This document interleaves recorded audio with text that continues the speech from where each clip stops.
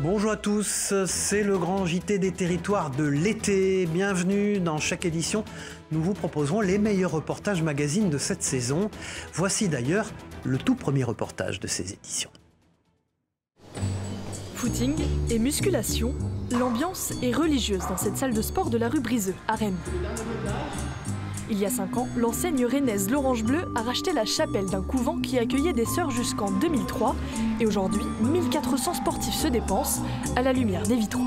L'idée était vraiment de créer un lieu un peu insolite pour pratiquer le sport, mais pour autant, l'objectif était de respecter le lieu. En quittant les lieux, la communauté religieuse a tout de même désacralisé la chapelle.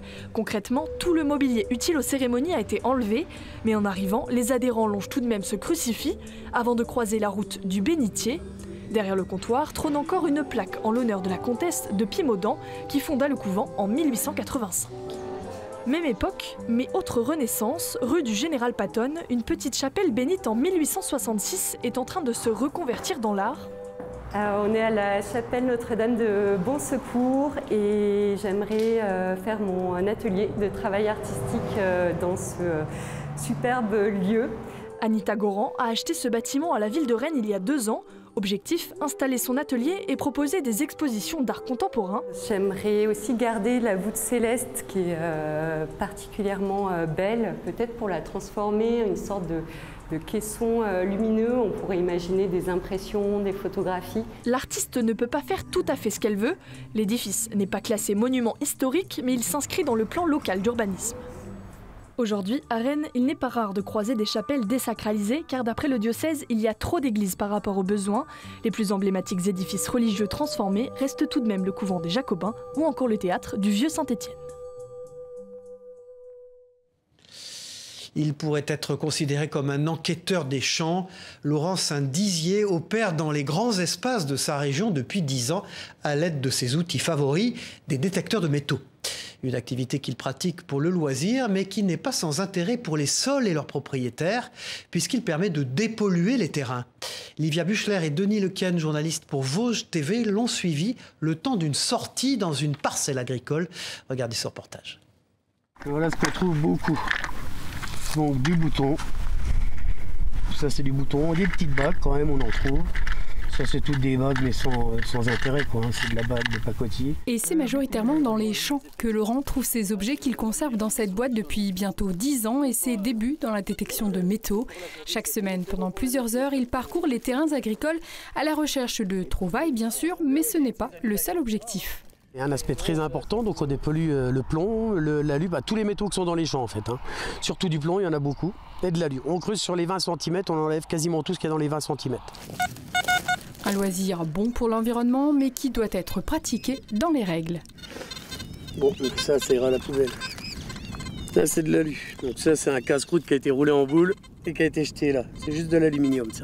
On a le droit d'aller partout sauf les sites archéologiques. Tout ce qui est site archéologique est lieu de combat en fait, mais uniquement avec l'autorisation du propriétaire. Quant aux trouvailles, tout objet datant d'avant 1875 ou appartenant aux 2 conflits mondiaux doit être déclaré en mairie et ne peut pas être gardé.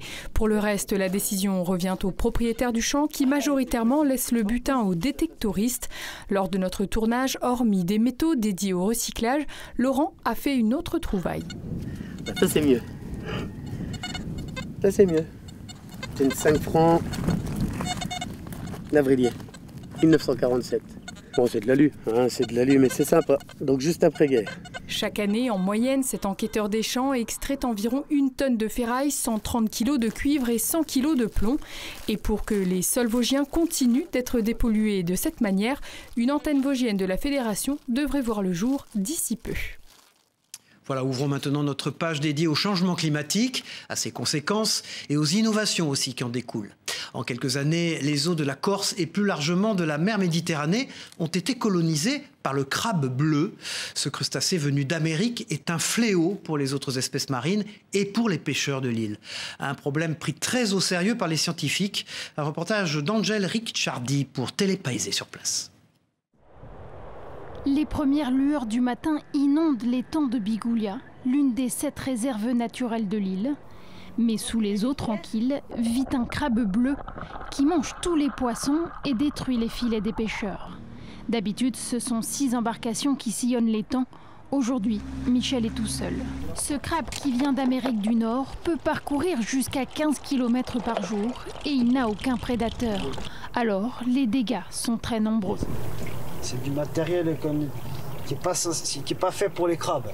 Pour le moment, on n'a pas trouvé de solution. À part de les sortir de l'eau et si on arrivait à la limite à les commercialiser, ça serait déjà quelque chose de gagné. Mais là, on n'a pas de marché. Pour le moment, on n'a pas de marché. Pour aider les pêcheurs, l'Office de l'environnement de la Corse a dû investir 22 000 € dans des filets plus résistants.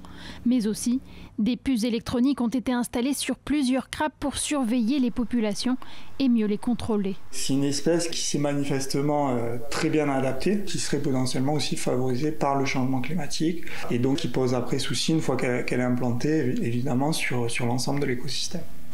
Sa chair est déjà très prisée en Asie, pourvu qu'il en soit de même sur l'île. Voilà, en métropole, revenons-y justement pour découvrir à présent le travail du dernier fabricant de pierres naturelles à aiguiser. En Ariège, Alain Soucy est le fier représentant d'un savoir-faire traditionnel. Couteaux, ciseaux, sécateurs ou encore faux. Ces pierres permettent d'aiguiser tout type de lame. Écoutez ces quelques explications au micro de Manon Van Overmec, journaliste pour La Dépêche du Midi. C'est tout fait chez nous. Alors je dirais de A à Z, puisqu'on va aller à l'exploitation. On a un droit d'exploitation, c'est nous qui extrayons la roche, nos plaques de schiste. On les coupe avec une première scie, donc c'est des scies avec disque diamant et on travaille toujours sous arrosage avec beaucoup d'eau, pour ne pas chauffer la pierre, pour ne pas abîmer la pierre. Et ça évite aussi de faire de la fumée, de la poussière. Et après dans l'autre sens, elles seront refendues pour faire la finition, la pierre à dimension finale. Connaissez-vous la tendance rétrofit? Il ne s'agit pas de musique ou de mode, mais d'une pratique automobile. En clair, le rétrofit consiste à remplacer le moteur thermique d'une voiture par des batteries électriques. Une solution de plus en plus prisée en France avec la flambée des prix de l'essence. Une solution aussi qui pourrait s'imposer avec la transition énergétique. Un reportage en Bretagne de TBO, la chaîne du groupe Le Télégramme sur place. Cet utilitaire a plus de 10 ans et fonctionne sans bruit et pour cause, il est électrique. Idem pour cette 504 coupée de 1970. Des véhicules thermiques anciens qui n'ont plus de moteur essence, mais des batteries sous le capot, c'est le rétrofit. Le rétrofit avait été interdit depuis 1954 d'être faisable en France, avec un accord constructeur qu'il fallait pour pouvoir changer une motorisation. Et c'est ce que nous avons cassé en créant la filière du rétrofit électrique et en créant une réglementation avec le ministère des Transports, de l'écologie et tous les services d'homologation. La société qui installe ces moteurs électriques fait un tour de France pour convaincre des bénéfices du rétrofit. Le rétrofit séduit cette famille, prêt à en faire une activité professionnelle. Ça permet dans un premier temps d'éventuellement continuer à faire rouler des véhicules anciens qui donc ont des vieilles technologies et qui, à cause des nouveaux critères d'entrée en ville, n'ont plus le droit de rouler. Et donc ça peut éventuellement éviter de les laisser prendre la poussière dans un entrepôt. Autre avantage du rétrofit, son coût par rapport à l'achat d'un véhicule neuf, électrique, ce qui a séduit la banque partenaire du Tour. Le rétrofit présente le grand avantage d'être moins onéreux que l'achat d'un véhicule neuf, à peu près la moitié. Et donc ça permettra à des populations qui ont des moyens plus limités d'accéder à un transport propre avec une solution de financement adaptée. Selon l'ADEME, le rétrofit représente un marché français potentiel d'1 milliard d'euros pour convertir 65 000 véhicules thermiques en véhicules électriques dans les 5 prochaines années.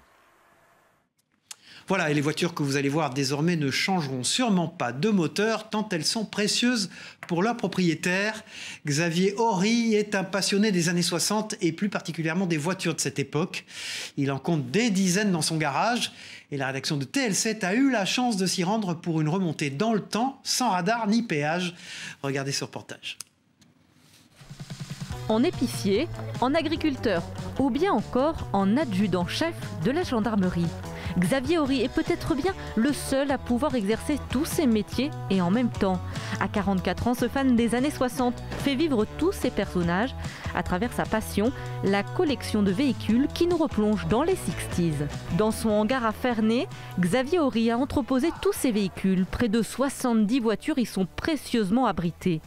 Dans sa collection, on est surpris d'abord par la dizaine de voitures de la gendarmerie. Bichonnée et repeinte pour certaines, le collectionneur aime jouer le gendarme de l'époque. C'est aussi un métier que j'aurais voulu faire. Tout à fait, donc voilà, là aussi on se rattrape. On se rattrape avec les véhicules, on se rattrape avec l'ambiance. On se rattrape via une association qui s'appelle la PTG pour laquelle on travaille un petit peu avec la gendarmerie pour faire des expos, des choses comme ça. S'il n'a pu endosser l'uniforme, aujourd'hui il s'est bien rattrapé. 4L, estafette bleue, Peugeot 305 et bien d'autres encore. Et le collectionneur ne lésigne pas sur les détails. Ce bureau recrée l'ambiance d'une brigade dans les années 60. Avec tout le matériel d'époque, que ce soit tant au niveau du matériel, machine à écrire, téléphonie, plans divers, que les manuels de gendarmerie, que les procédures. Voilà. Les années 60, une époque qui fascine ce quadragénaire. Après avoir enfilé le costume de gendarme, il se met dans la peau d'un épicier. C'est à bord de cette estafette qu'il aurait tant aimé sillonner la campagne ligérienne. Voilà, c'est la peau de l'épicier. L'épicier, puisque ce véhicule a 6300 km, il est équipé comme une épicerie d'époque, qui passait dans les villages dans les années 60, il y a à peu près de quoi se nourrir, vous avez de quoi boire. Tracteur, mobilette, camion et même un corbillard complètent sa collection de voitures des années 60. Depuis 30 ans qu'il collectionne tous ces objets et engins qui roulent, Xavier Horry réalise quelque part un rêve d'enfant. Nostalgique des années yéyé, cette collection digne d'un musée amuse Xavier Horry. Aujourd'hui, il continue d'agrandir sa collection à un rythme beaucoup moins soutenu qu'à une époque. Mais son esprit grand enfant, lui, perdurera encore un bon moment. Sans transition dans ce journal, du karaté à 80 ans, c'est possible. Un club de la Sarthe propose des cours aux seniors 3 fois par semaine. Un moyen de rester en forme et de s'entraîner à l'occasion avec des cadors de la discipline. Un moyen aussi d'esquiver les idées reçues. Reportage d'Enzo Maubert pour LMTV Sarthe. Regardez. Et qui aille Go. Ok, on avance d'un pas.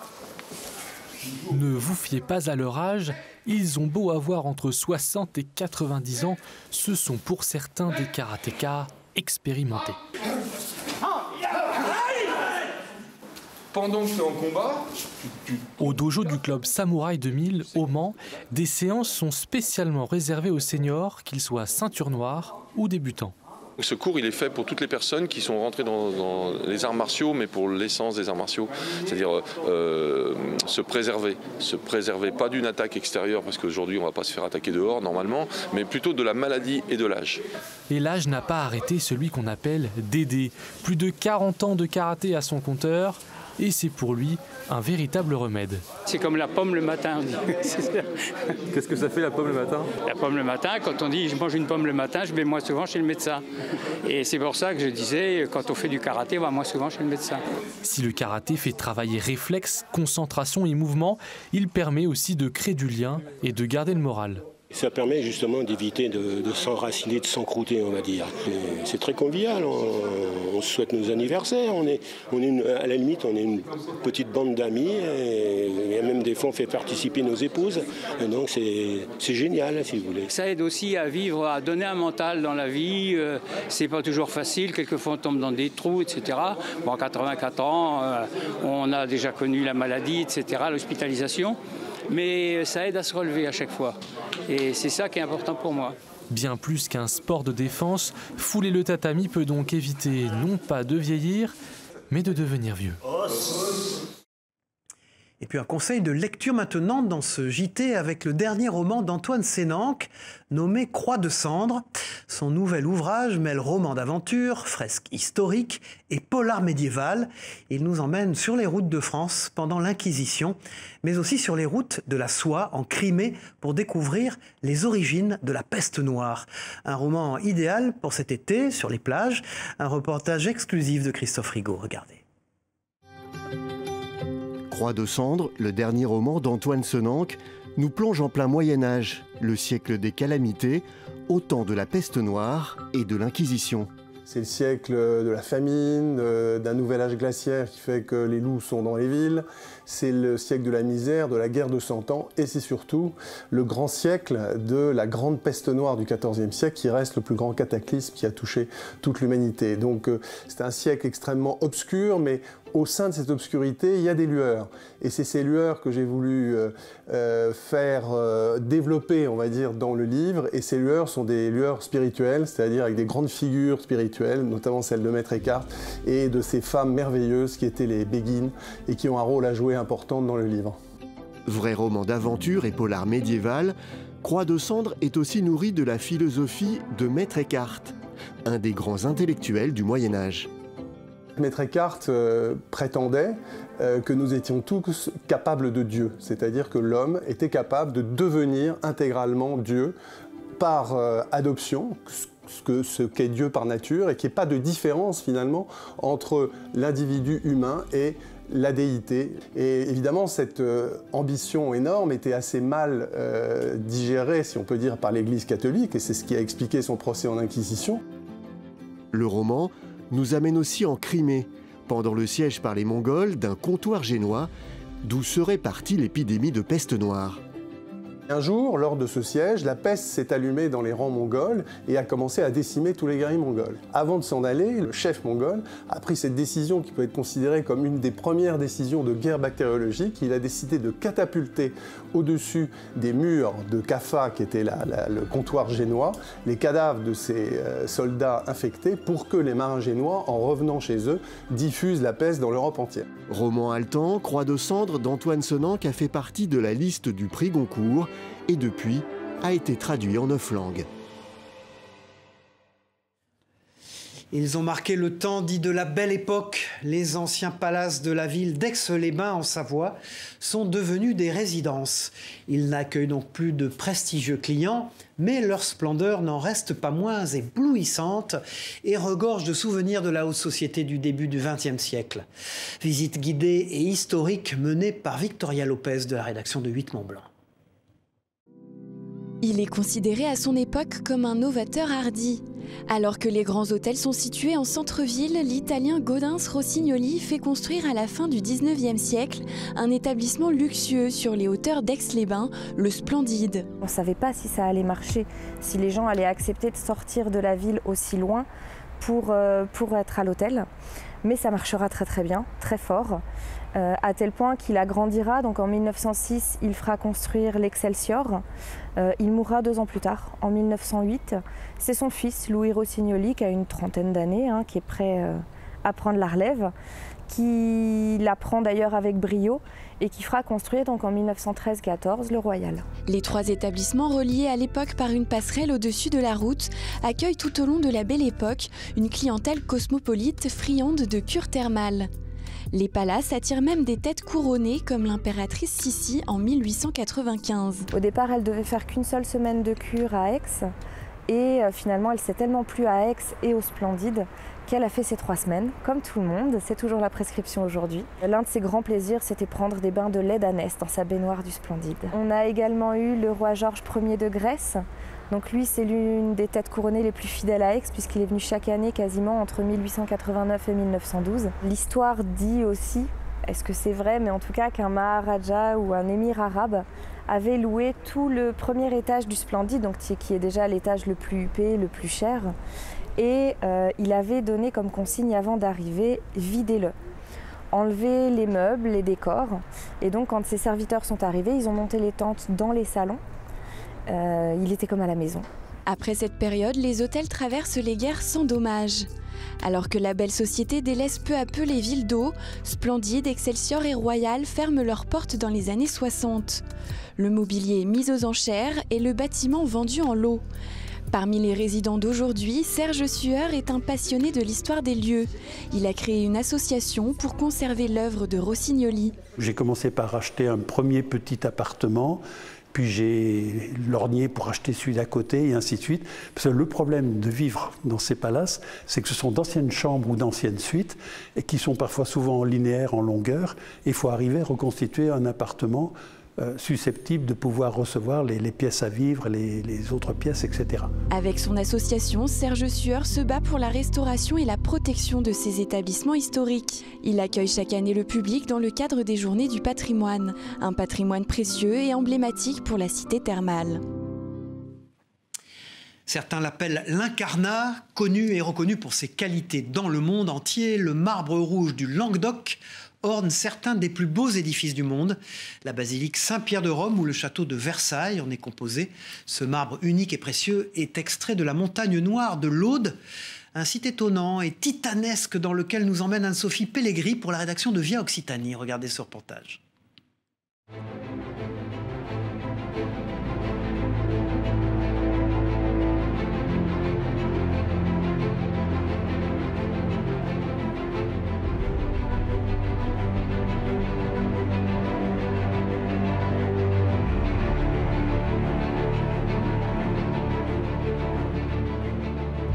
L'exploitation du marbre, c'est aussi un combat de l'homme avec la nature, d'où il tire de quoi magnifier l'homme.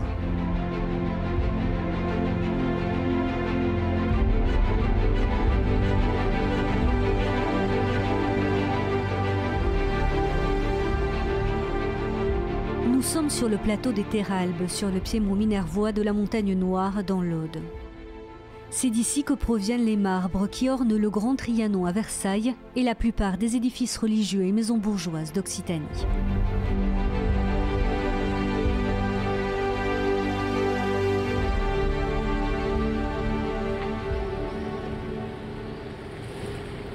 Cette carrière est exploitée par la société Cyrnos. Chaque année, Antonio et son équipe extraient de la roche 10 000 tonnes de marbre. Chaque bloc pèse à lui seul près de 800 tonnes. Un travail titanesque réalisé à l'aide d'une scie longue de 3 mètres permettant de désolidariser la roche du sol.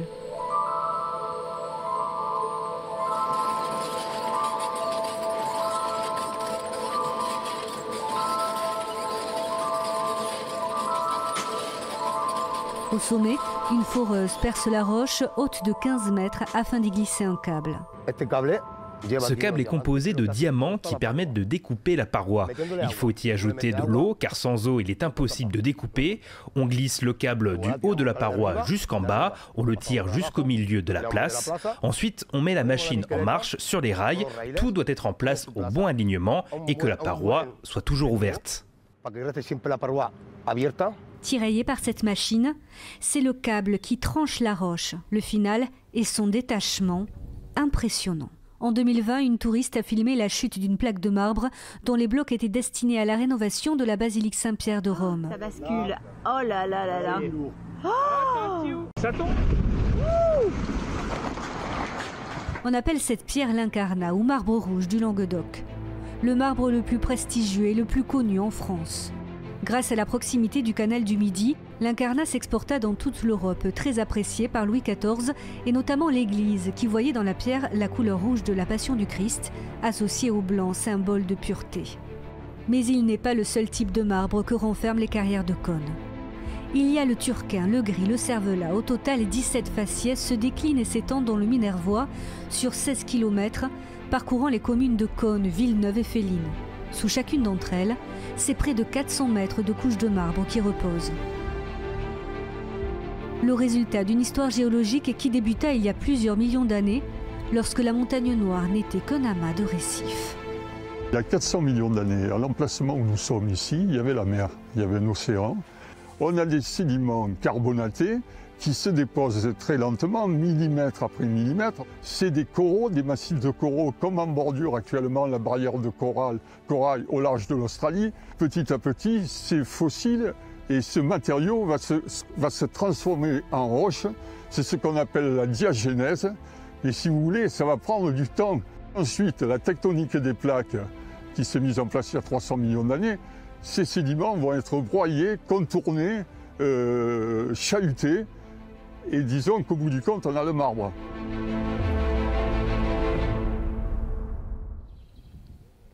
Si le marbre de Cosne a été rendu accessible à l'homme, c'est grâce à l'érosion de la montagne qui mit au jour cet affleurement. L'incarnat est la seule carrière exploitée de Cosne-Minervois, mais 23 carrières alentour, abandonnées quant à elles, sont le témoignage d'un savoir-faire qui remonte au néolithique. Comment on travaillait? D'abord, la roche est inclinée naturellement. Et dans la roche, il y a des lits supplémentaires. Des lits qui sont dus à la sédimentation. À certains moments de la sédimentation, du sable ou de l'argile ou un autre minéral s'est déposé et a provoqué une rupture de continuité entre les lits. Et c'est là l'œil de notre carrier, c'est de trouver l'emplacement où taper pour décoller la roche. On est, vous voyez comme ça se décolle là, à cet endroit-là, c'est une autre faille. Il suffit d'un coup de marteau ou de burin pour que la pierre se décolle. Derrière chaque trace, il y a un marteau, un burin, un geste gravé dans la pierre pour les siècles. Les marbrières de Cosne-Minervois sont en accès libre.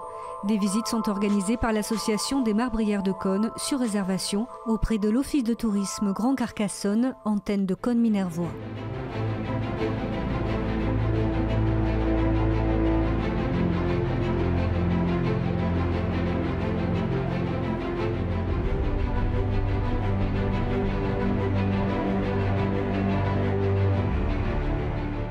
Voilà, c'était le grand JT des territoires de l'été. Merci de nous avoir suivis. On se retrouve très vite pour une nouvelle édition d'été. Au revoir à tous.